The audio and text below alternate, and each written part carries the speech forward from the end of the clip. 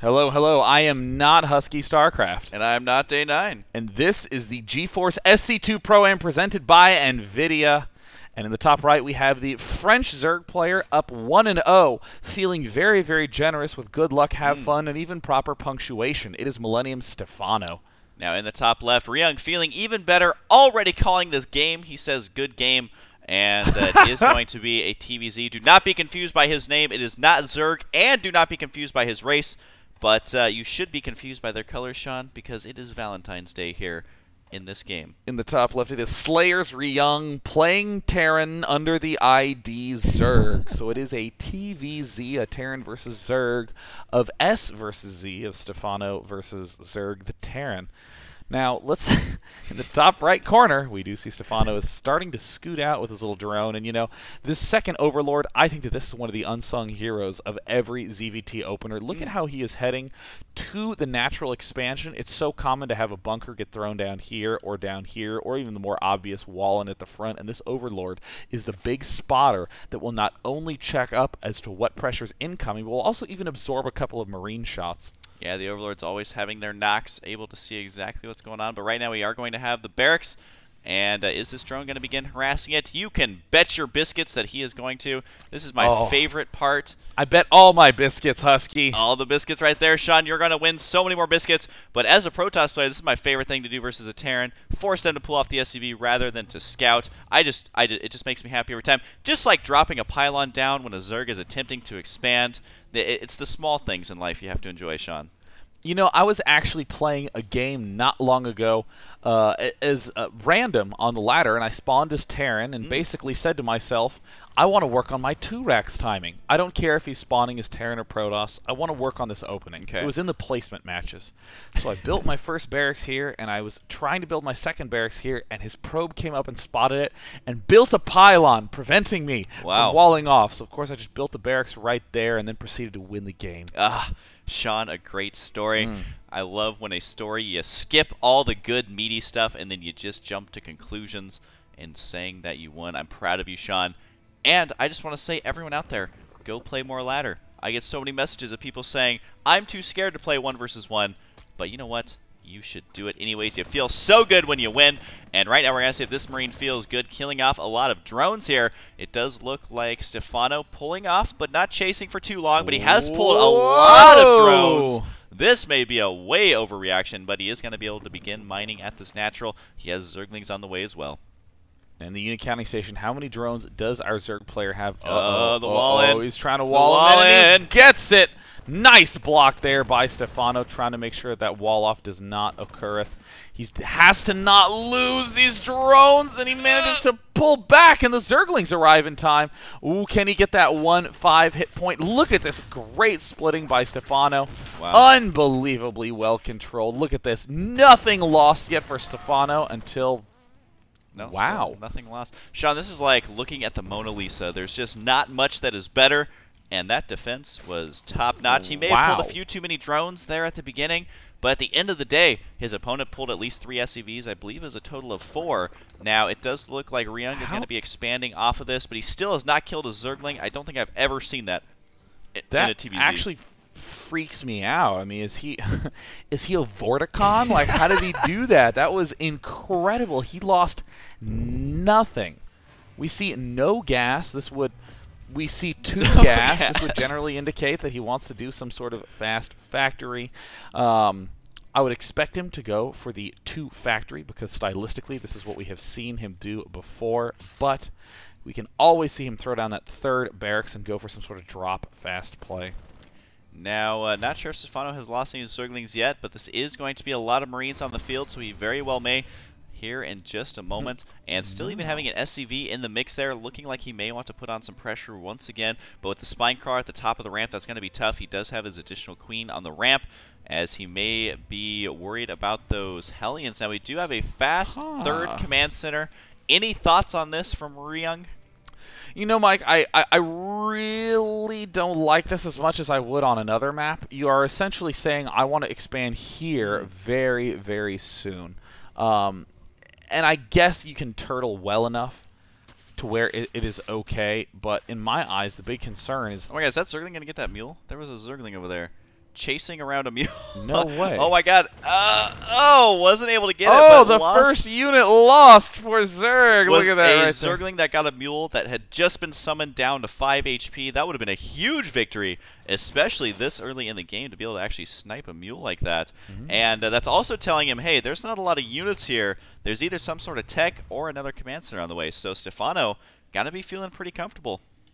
Stephano, the only thing that I'm worried about is that he is not really teching at this point in time. He's playing completely defensively. He has a decent amount of drones. He's up to 38 versus his opponent's 27. But we're going to see the Taran player SlayerSRyung catch up very, very quickly. Once he starts doing that double production out of that extra orbital command, he'll be making 3 SCVs at a time and 3 mules at a time. Both factories now completed. We do see the add-on. He is going to be going for that blue flame upgrade. No surprise here. And his opponent's going to be in a direct flight path if he does decide to eventually transition into those drops. And we do have that layer now. It looks like it is about halfway done, a little bit over that. And a macro hatchery inside of the main base. Any predictions on why he would put this in the main base rather than at an expansion? You know, a lot of Zerg players are just realizing, I don't think that I can actually secure a third that safely. There's a lot of variance. It's one of those plays where it's like, well, I'm going to be okay versus half of what he could do, but I outright lose versus the other half, and there's no way for me to tell. Some players just gamble it up, expand there, and say Taran's imbalanced if he's doing that other half. But instead, what players like Dongray Gu have done, players like Koka have done, they just build the hatch in the main. You're guaranteed to be able to do this, and then what they do is build fewer Banelings and a lot more Zerglings. And then you can actually afford to lose this third base and still do successful Ling Muta counterattacks. And that's something that could be a threat with Banelings as well. That Wallin is going to be extremely vulnerable to Banelings at any stage of the game, simply because a couple Banelings will take out both those depots, leaving it wide open. That hatchery is going to be nearly completed. The good scan's going to see exactly what's going on there. Now, we do have the Spire outside of the natural, which was not spotted by that scan. It's about halfway completed, and this is where he's going to start saving up a lot of gas, a lot of minerals to try and get out as many Mutalisks as possible.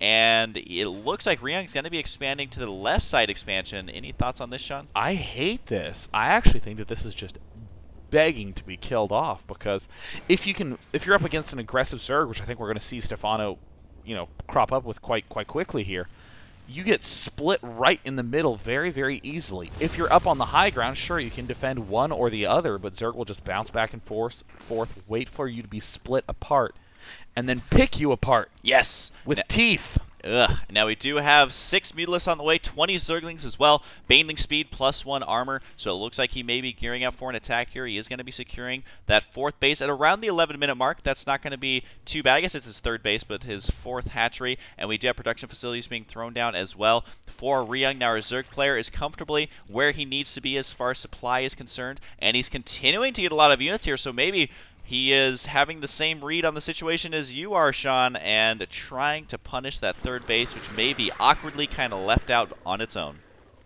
Looks like missing a couple of larva injects. Can't really afford to do that at this level of play. This is going to be a big danger time for our Zerg player if he doesn't do a lot of damage. And we see the Blue Flame Hellions getting caught a little bit off guard with the Mutalisks, but Stephano needs to control this properly. See right now, where does SlayerSRyung position his army? It's ambiguous as to where he needs to go. And oh no, not the best angle for the Zerg player. He's trying to pick those off, but oh no, getting split in half, and it looks like one of those Banelings land, the other one connects. And the Zerglings will be able to start overrunning this, but at this point in time, Stephano has not really done the best control that he could have, and yet he still manages to break through this. The positioning just too hard when you're trying to defend this bottom left, and it's going to be an easy cleanup for Stephano. Now this command center will most likely get away, as that's just not enough Mutalisks to do the damage he needs to. Yeah. Here they come. No, they're going to save their spit for a more formidable opponent. Now, he did lock down the expansion, so no mining there, but wasn't able to do a lot of damage. Now, we saw phenomenal control in the beginning, but he's going to need to bring that same control here in the future, in those future engagements, because at this point, the Taran's going to be in turtle mode. Can he get these siege tanks? They are positioned right on the ledge, which does mean the Mutalisks can spit out those glaive worms, which, Sean, I've always wondered, that cannot feel good. having that come up through your esophagus and you're shooting blades at your opponent.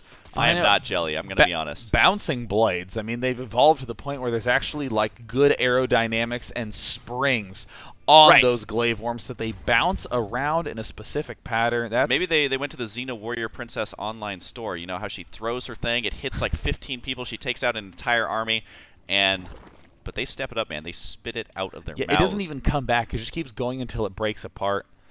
Definitely everyone should shop at the Xena Warrior Princess store. So we see some scans planting for our Taran player, SlayerSRyung, who's now finally expanding to the more reasonable location. Yeah. And this is why we always see that it is so reasonable. You can even have one tank sieged up here, and it is unbelievably difficult to break. Even if you have roaches trying to break up this side, it just doesn't work.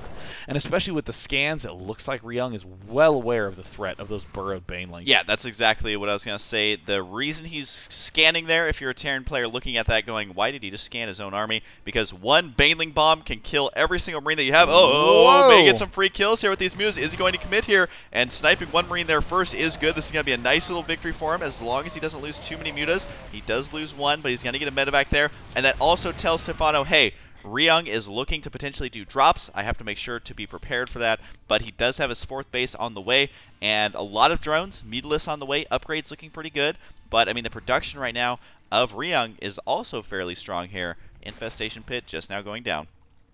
We see Zergling's, Baneling's position around. The creep spread's looking great. I mean, this Zerg, Stephano, looking so good.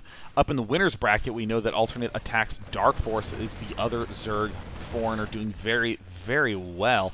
And of course, a lot of people, you know, always point to players like Idra, like Sheth, like Ret, but my God, Stephano and Dark Force just playing so well in this tournament. I mean, look at the purple on the map and the vision. The vision?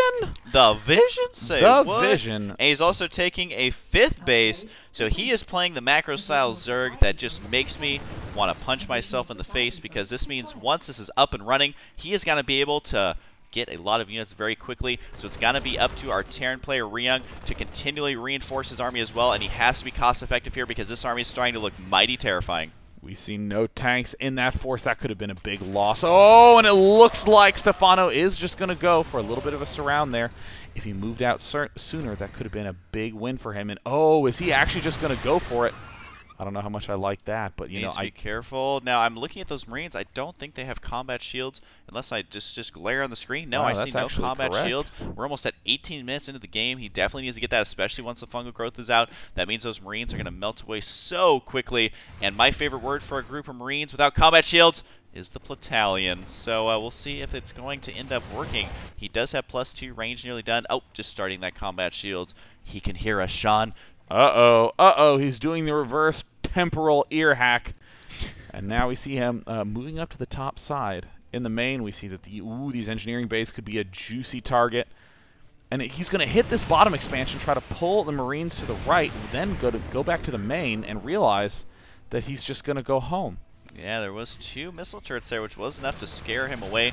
The little guy always perpetually spinning inside. I don't know how he doesn't get dizzy, but we do have the 6 infestors on the way. Pathogen Glands is now completed in just a moment. Roach upgrades as well, so our Zerg player is maxed out at this point, so throwing away a couple Zerglings here to delay expansions, that's going to be money for him. That's a definite victory for him.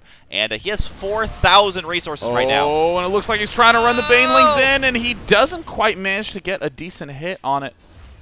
But he does pull his Mutalisks back to reinforce with these Zerglings, and oh, those SCVs are just walking right off to their certain death.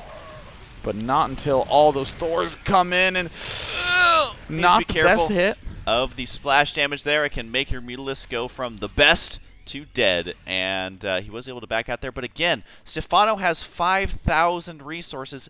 I'm confused, Sean. Why is he making roaches here? That is exactly what I was about to ask you, Husky. If there is some sort of mysterious technique of which we do not know, this would be it. The weird transition to roaches, burrowing the banelings right in front of the scan. A very bold play. Hoping that his opponent doesn't see it, but a player like SlayerSRyung is not going to allow a victory that easily. Now, we do have 35 banelings, the +1 armor, but I would be expecting to start seeing some hive tech here fairly soon, especially when you have that much money. I mean, what else are you going to be spinning on? There's a scan revealing those banelings, and he scanned it so well, scanning it far to the right because he already knew those banelings were there, and that's going to spot if there's any other banelings at all. So Stephano, the reason we're asking about the Roach is because that is going to mean his supply is completely capped, and he's seemingly just going to be sacrificing this 5th base, cleaning up the drop inside of his main, but I don't know. These Roaches taking up a lot of supply at this stage of the game. And now the 3-3 incoming for Stephano. What's he going to do with his Hive tech? It doesn't look like he's begun getting that Greater Spire. Indeed, it looks like he's going to be going for an Ultralisk Cavern, as we see on that production tab.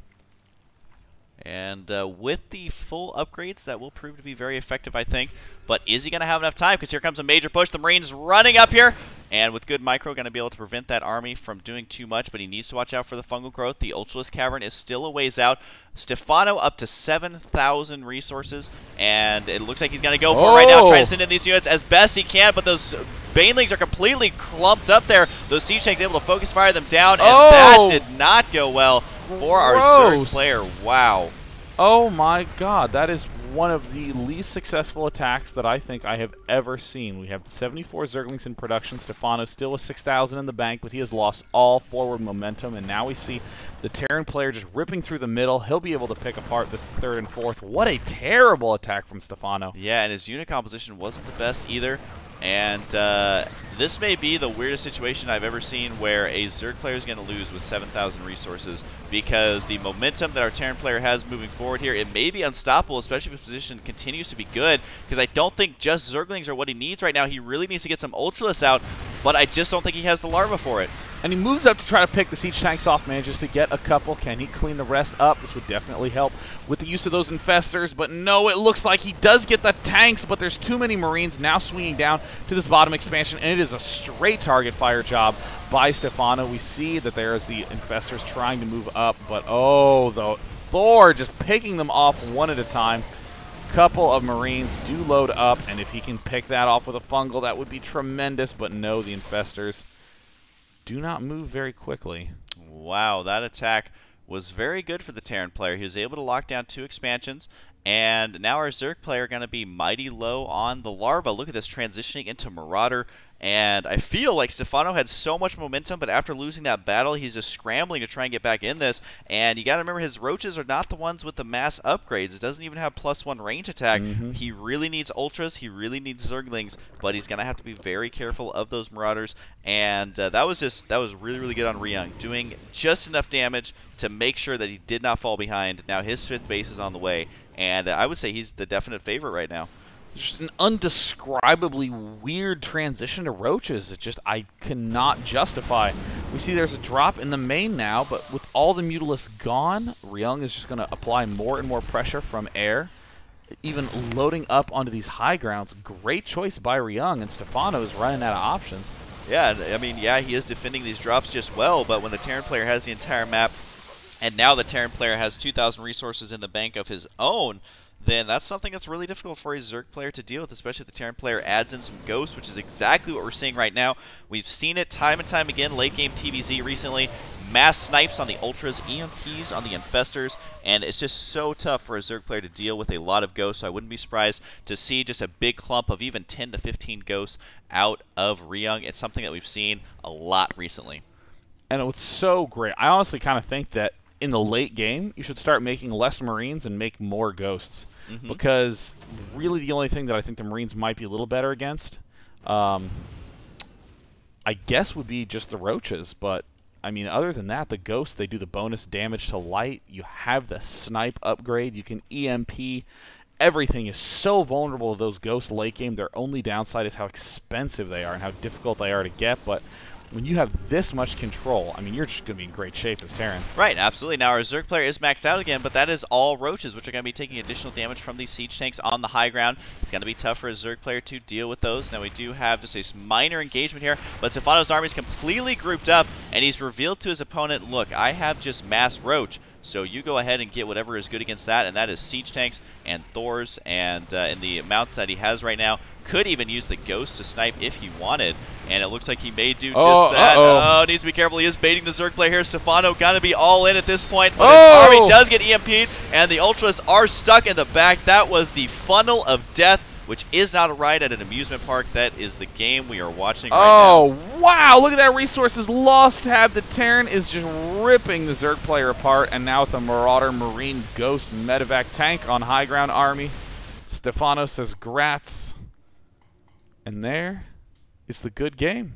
Yeah, man. I feel like he's saying that because his entire lead just got stepped on like a giant bug, man. And Sean, what do you think the defining point was? Was it when he tried to attack and just got stomped? Or was his build just not that good late game? I mean, he was doing great, and then he just transitioned into Roaches. And I cannot explain why. He could have been a little bit more aggressive with the Mutalisks, I feel, trying to hit up in this top left side. But, I mean, I just cannot believe. I mean, I think that exactly what you said about, you know, the grats. Like, wow. I had almost 10,000 in the bank, this huge lead. I was about to take a 5th base. I had denied your 3rd. And then I got an overwhelming amount of units and just attacked him straight into a line of death and then lost everything. Dude, that sounds like me versus the 1-1-1 build as Protoss. It's just, I just march all my units in there and I die, and then I'm like, So I feel like Stephano, not too happy after that game. Well, that means that we have tied the series up 1-1. Keep in mind, Stephano, even though that units lost tab just looks very icky for him, Stephano had an equally dominating performance in Game 1. So let's find out what happens going into game number 3. I'm Husky. I'm Day 9. Let's go into Let's game go 3. ahead and go,